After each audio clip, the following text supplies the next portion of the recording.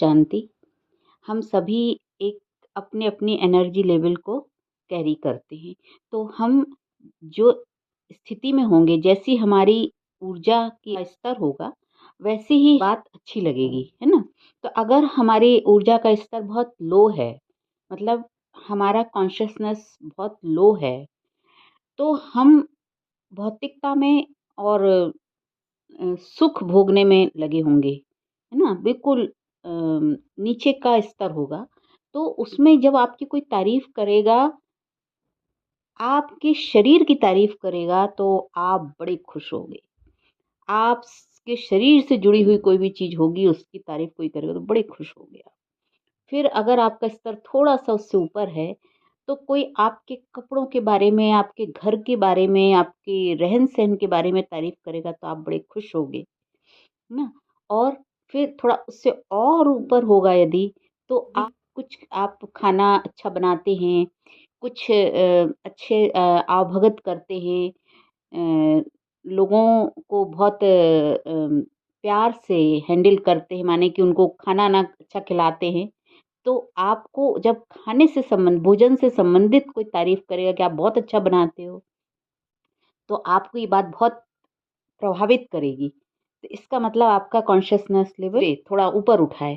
लेकिन इसके बाद और जब कोई आपसे ये कहेगा कि भई आप बहुत सेवा करने वाले हो, आपके अंदर ये बहुत अच्छी विशेषता है, आप बहुत सेवा करते हो। दूसरे से भी कोई परिचय कराएगा तो कहेगा कि ये बहुत सेवाधारी हैं, बहुत लोगों की मदद करते हैं, तो आपको ये बात प्रभावित करेगी। तो इसका मतलब क्या है कि आपका कॉन्शसनेस लेवल अब ये इस स्तर पे है।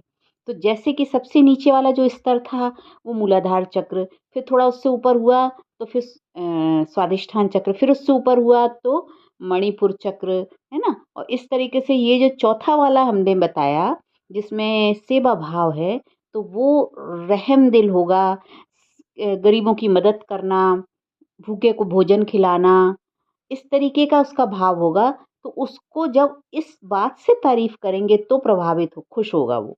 लेकिन और बातों से वो प्रभावित नहीं होगा, है ना? कि कोई उसके शरीर की, उसके कपड़ों की, उसके इसकी तारीफ़ करेगा तो उसको इतना फ़र्क नहीं पड़ेगा। क्योंकि उसका कॉन्शसनेस लेवल, उसका जो ऊर्जा है, आत्मिक ऊर्जा वो हृदय चक्र में है।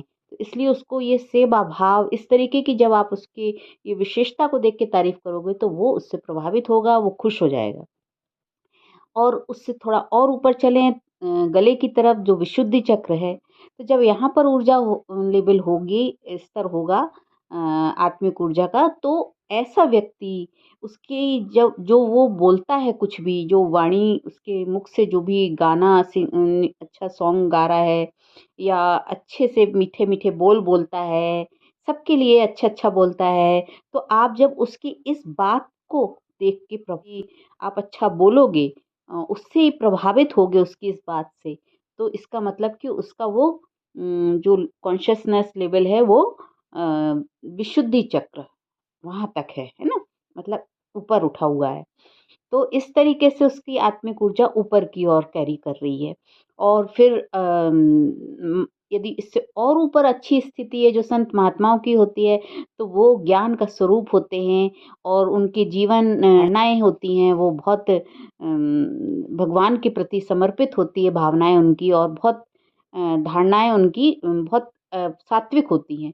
तो वो जब किसी के अंदर वो विशेषता है और आप उसको उस लेवल पे देख रहे हो, तो माने कि वो उस बात से वो आप भी प्रभावित हो रहे हो, और आप जब उसकी तारीफ़ इस बात के आधार पर कर रहे हो कि कितना अच्छा संत है, कितना अच्छा ज्ञान है, तो वो प्रभावित होता है उस बात से। तो इसका मतलब कि उसका वो आत्मिक ऊर्जा जो है, वो आज्ञा चक्र माने भ्रुकुटी के मध्य में जब जो चक्र है, वहाँ पर उसकी आत्मिक ऊर्जा है।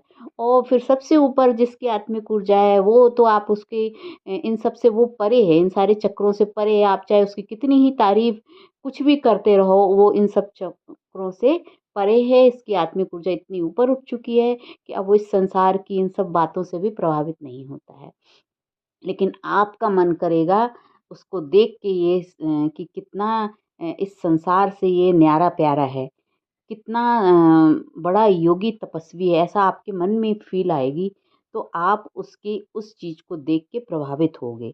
तो जब आप उसकी उस चीज़ को देख के प्रभावित हो रहे हो माने आपकी आत्मिक ऊर्जा भी अब ऊपर उठ सकती है। तो आप देखोगे तो वही ना जो आपके अंदर आपको देखने की इच्छा है ना?